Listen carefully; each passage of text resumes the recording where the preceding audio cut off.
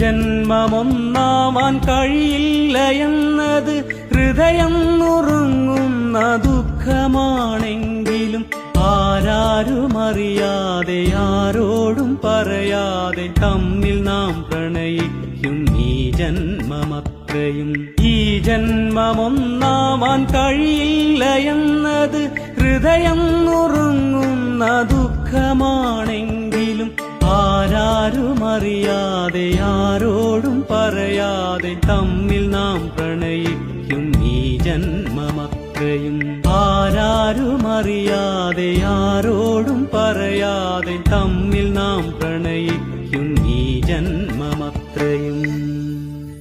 തമ്മിൽ നാം പ്രണയിക്കും